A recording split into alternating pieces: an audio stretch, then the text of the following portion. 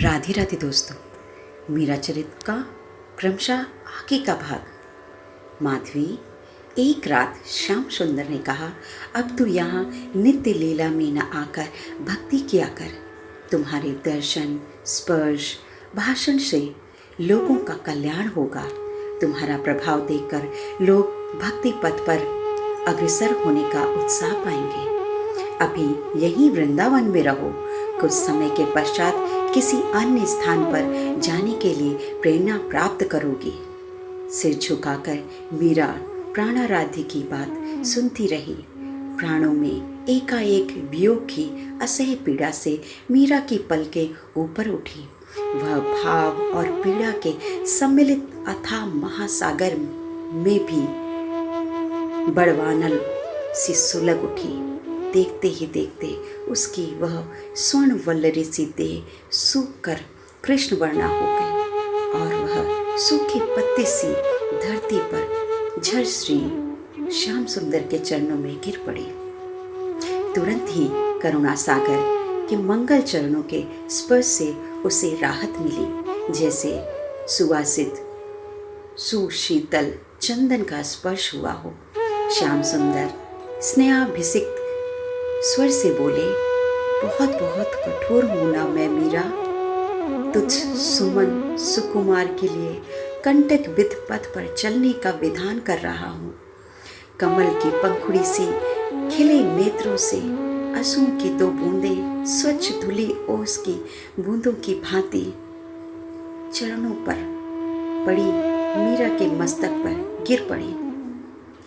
मीरा प्राणनाथ को कष्ट में देख विचलित हो गई। नहीं नहीं प्रभु, ऐसा ना कहें। जो भी मेरे मंगल के लिए आवश्यक होगा, आप वही विधान मेरे लिए निश्चित करेंगे, यह मुझे पूर्णतः विश्वास है। आप निसंकोच कहें, आपकी आज्ञा शिरोधार्य प्रभु। वह तो इन चरणों से दूर होने की आशंका का ही अपराध है, मेरा नहीं। मैं तो आपकी आज्ञा पालन के लिए प्रस्तुत हूँ। मीरा, माधवी, प्रभु ने मीरा को चरणों से ऊपर उठाया और भाव में विवल हो कांपते स्वर में बोले, तू जब चाहेगी मुझे अपने समीप पाएगी, पर अब तेरी वह अचेतन अवस्था नहीं रहेगी। बस इतना ही, सदा भावावेश में डूबे रहना भले ही तेरे लिए कितना ही रुचिकर हो, पर उससे दूसरों का क्या भला होना है। मीरा, तेरे सचेत रहने से ही दूसरों के भावों को पोषण मिलेगा। उनके प्रश्नों का तू समाधान कर पा उन्हें दिशा दे पाएगी। तेरी सेवा उनका कल्याण करेगी। तेरा स्पर्श, यह लोक कैषणा, लोक कीर्ति जहर लगती है। ऐसे भावावेश में डूबे रहने से केवल तुम्हें ही लाभ है।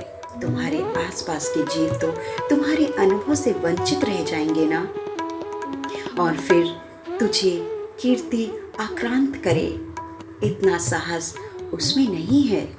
फिर मुस्कुराते हुए ठाकुर बोले, और फिर मेरे प्रिय भक्त की सुकीर्ति मुझे कितना सुख देती है, और तुझे याद भी नहीं होगा और ना ही उन्हें जिनका कल्याण होगा।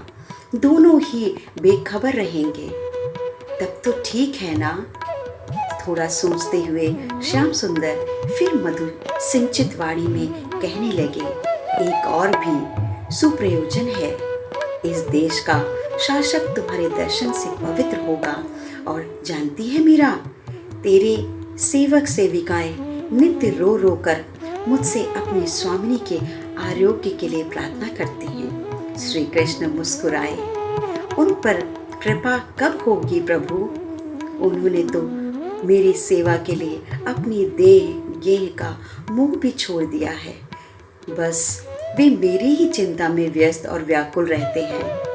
तेरा कथन मेरा कथन है। मेरे भक्त की सेवा मेरी सेवा है, क्योंकि तू तू है ही नहीं।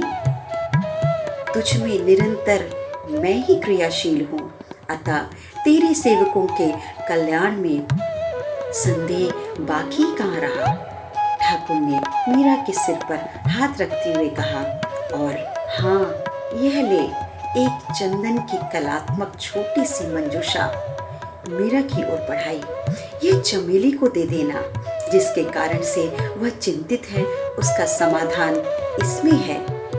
तभी चंपा ने आकर कहा, आज के नृत्य उत्सव में प्रथम नृत्य माधवी का हो, ऐसा श्री किशोरी जी का आग्रह है। मीरा ने स्वामी जी की आज्ञा पा प्रसन्नता से दोनों हाथ जोड़कर मस्तक से लगाए। राधे राधे दोस्तों। मीरा चरित्र का अगला भाग अगले इतवार।